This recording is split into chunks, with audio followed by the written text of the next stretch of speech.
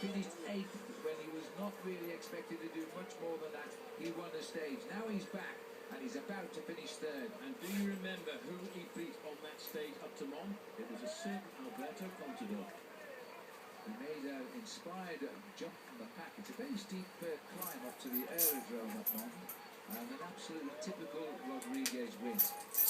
Looks like Froome is starting to contemplate. Look at the pain written all over the face of Rodriguez here as he bobs the top end of his body. I have to say Quintana still looks very cool.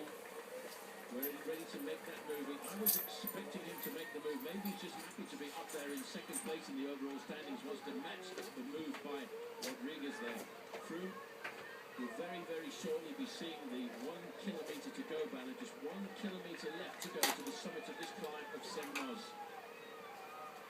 Froome, his yellow helmet, his yellow jersey, his yellow handlebar tape. He is the leader of the Tour de France.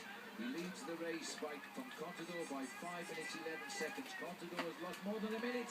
Froome is now going for the victory, the 4th stage victory. He's winning through the mountains of this Tour as he now goes clear, and he's going to try and win with panache. But look at Quintana go after him. The man with the white jersey, the best young rider in the race. His first visit, he's hooked up with Chris Froome at 1 kilometre to go. Well, Quintana is looking for the victory. This was the move of Chris Froome just a few moments ago. The acceleration from the rear, and almost immediately when Rodriguez couldn't match it, Quintana comes straight out of his slipstream as well and right up to the yellow jersey. And remember, whichever one of these two win, Quintana is going now. If he wins the stage, he also wins the King of the Mountains. He also wins the best young rider.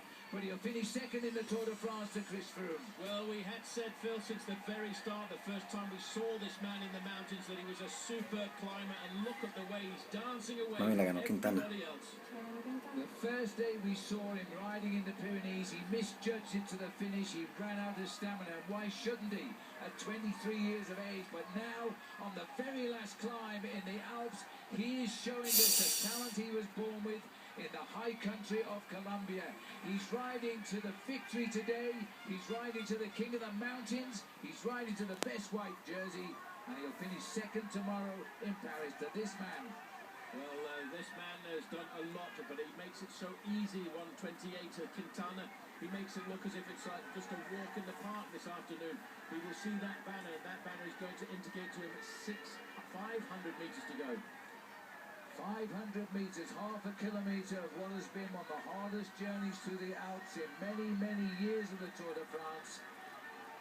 As he's cheered all the way up to the top of Semnoz now, the new face of the Tour. As he's gone around that corner with ever such speed, he's out of sight, he's going to a lone victory. He has tried every day through the mountains, and this was his last shot, and it's a success. Well, the team had the confidence in this man right from the very get-go this morning. They did all of the pacemaking. They're leaving the yellow jersey to have his own moment on this mountain of Semnoz. They can take whatever time they can gain now. It will make no difference. Chris Froome has survived this last vital day in the Tour de France. This man at 23 is about to win his first ever stage in the Tour de France. And what a race for him, Paul. He wins with it the King of the Mountains. He wins the white jersey as well. This little climber is one of the best climbers we've ever seen ride a bike. And let's not forget, Phil, just in the way that Lucho Herrera came to the Tour de France, he stamped his authority all over the event, and 2nd place at the end of the day tomorrow. He turns out to be one of the most popular riders. Those in the know tip this man to likely win his first Tour, but he's just won his first stage, and he is the King of the Mountains. The race for the 3rd place podium finish is going to go to Joaquim Rodriguez here in only his 2nd Tour de France. As he comes up now, the clock is counting. That's good enough for Quintana to finish 2nd. Rodriguez will finish 3rd. And the man who will win the Tour de France, Chris Froome, almost a smile on his face. He's let the other two have their moment, but he's the one who will stand on top of the podium on the Champs-Élysées tomorrow.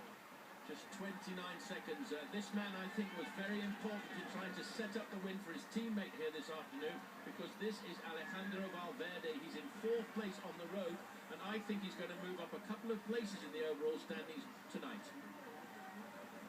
Well, Al, this has been a great show. You've got to feel sorry for Valverde. He lost 10 minutes in the crosswinds when he had a broken wheel.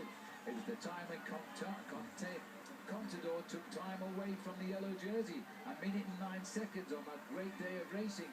This man lost 10 minutes, but he stuck to his guns and he's gone back into this Tour de France. Alejandro Valverde finishes 4th on this crucial stage of the Tour. Well, he wanted to finish on the podium, and if it hadn't been for that bad day on the way down to Santa Mol when he had a bad time with the mechanical problems, he could very well have been quite close to finishing on the podium. The next rider to come up looking for 5th place would be Port, Contador and the American Andrew Talansky. And just look at the gap here as Valverde comes up. 1 minute 38 seconds has passed by. 1 minute 41 seconds for Valverde, and it looks to me as though Richie Port